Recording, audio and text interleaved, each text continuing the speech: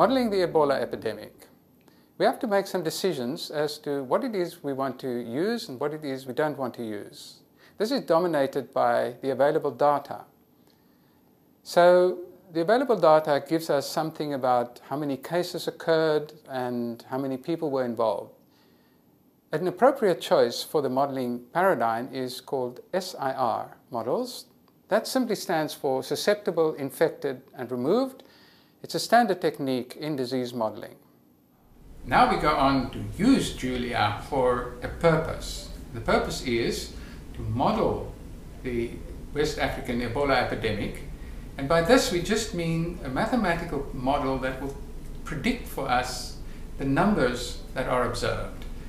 The particular kind of model we use will be SIR, and it takes a little while to explain it, and then we still also have to talk a little bit about how the Julia code would work, but then we can plot the results. So SIR, the name of the model, stand for three kinds of people involved in the disease. The first kind are the susceptibles. These are people who may still get ill. Initially, there are S at naught, at time equals 0, but then as time goes on, this changes. And so we write S of t for the number of people who are susceptible to the disease at time t. At any given time, as the disease progresses, there may be some infected people, which we symbolize with I, and of course initially at time equals 0, there are some people who are ill because otherwise the epidemic would not start. And then finally, people previously affected but no longer infectious are called removed. And we assume that they remain non-infectious from that time onwards. So this is not a disease like flu where people can get reinfected all the time. Unfortunately, removed does not mean that they have recovered. Illness isn't a joke. So it's important to notice that S, I, and R do not have to be whole numbers. All we want is for S, I, and R to be close what is observed. And by close we just mean within some few percent. If we can get a model that gets within a few percent of the values that are observed, we have done brilliantly well. Epidemiology is not an exact science. Getting the numbers within a few percent, unfortunately, is only possible with hindsight, usually. We will actually do this for the SIR model for our Ebola epidemic. Okay, so let's get the equations. What we do is that we assume that time goes in discrete steps. And the distance from one time to the other, the duration of time from one step to the next, will always be dt. So that means that t sub I, which is the time after I steps, is t sub 0, which is 0, plus I times dt. So t sub I is just I times dt. So to go from t sub I to t sub I plus 1, we want to compute values for s at t I plus 1, I at t sub I plus 1, and R t sub I plus 1. To predict these, we will only use the values at the previous time step. So that's S at t sub I, S at t sub I, and R at t sub I plus 1. And they are what we use. So we need a formula to compute S at t sub I plus 1 using these. And similarly for I, we will compute I at t sub I plus 1 using those three. And so our model is a set of three equations. And they all have this form. The new value is the old value plus the gains minus the losses. So that's a very obvious form in which models are derived. And all of the effort of modeling goes into working out how you might compute at every time step gains and the losses. And for susceptibles, of course, the only thing that can happen is that a susceptible becomes infected. The simplest SIR models use the law of mass action, and what it says is that all susceptibles are exactly equivalent and they all have an equal chance of meeting an infected. Similarly, all infecteds are exactly equal and they all have an exactly equal chance of meeting a susceptible.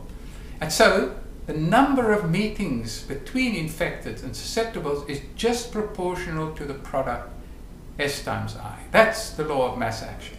Now the number of infections that result from meetings is not equal to S sub I, is not equal to S times I. It's just proportional to it. We will say that this is constant, that the probability that a susceptible is infected when it meets an infected person is exactly the same for all people at all time. And so then lambda Si is the rate at which susceptibles become infected. This is a rate per day because we are using days as our time variable. And so the actual loss over a time step dt in terms of days, so say dt is 1/10 of a day, then actually only 1/10 of lambda si should get infected. And so lambda si times dt is the rate at which the lambda si times dt is the number of new infections that have generated during this time step dt. The new value is the old value minus the losses. Now we go on to infected people. So infected people stop being infected by being removed or being recovered. And again, we say that all infected people have the same chance of recovery at every day. So some constant fraction is removed every day. So this is the fraction gamma, and so therefore gamma I is the number of infecteds that get removed per day, and so gamma I dt, that's the loss of infecteds. The gain of infecteds we already know, because every bit of population that gets lost from susceptible gets added to infected, and so here is the new infected, the previous level of infected, plus all the ones that are newly infected, minus the ones that have now been removed. Because it's an SIR model, once you're removed, you stay there, so all that happens is that there's a gain term. And this gain term is, of course, the same as the loss term from the infecteds, and so that's our third equation, and our SIR model is just 3 equations for SI and R. So now we go on to writing the Julia code. What I choose to do is to write a single function which takes SI and R all at once and gives back the new values of SI and R all at once. So these functions, of course, have to know the values of the parameters. And the way we're going to pass these values to Julia is not to write them as part of the argument to the function, but just to declare them at the level where the function is created, and then the function will see them on the inside of the function. This is quite surprising. Many experienced programmers would not expect to see this. The way it works is the following. So if we assign to the variable b the value 8, that is known over here, then the function f of x is created. So when I run this, that executes, then this line executes, and it creates the function x, and at this point the value of b is actually known. So when we run this, we get 56 as the outcome. If we change that to 6, of course, that becomes 48. But if we change that to 4, then that becomes 24. So that makes our function simple to write. We'll have a population vector with 3 elements, 1, 2, and 3, and they will be the susceptibles, the infecteds, and the removed. And then we'll create the new S, is the old susceptibles, minus lambda times the susceptibles times the infecteds times dt. So we need a value of dt as well. And the new I is that. Here I use gam rather than gamma because Julia has a built-in function gamma that I don't want to interfere with. So I use a different variable name and not the function name. Eventually I have to pass it back. Now, this makes a row. If you put commas in here, this would have been a comma. So new S, comma, new I, comma, new R would have been a column. But by putting in spaces there, this is an array with 1 row and 3 columns. Now it compiles, and now we set our parameters dt, which is the time step length, and lambda and gam, which are the epidemic parameters. We specify some sort of input argument, and recall that this is a way of using one assignment to set 3 different values. So we can set S, I, and R.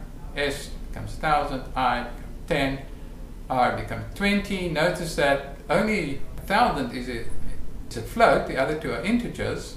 In fact, what will happen is that Julia will convert 10 and 20 to integers. It's not the best form of programming, but Julia forgives us that, and that's part of why it's easy and quick to write Julia code.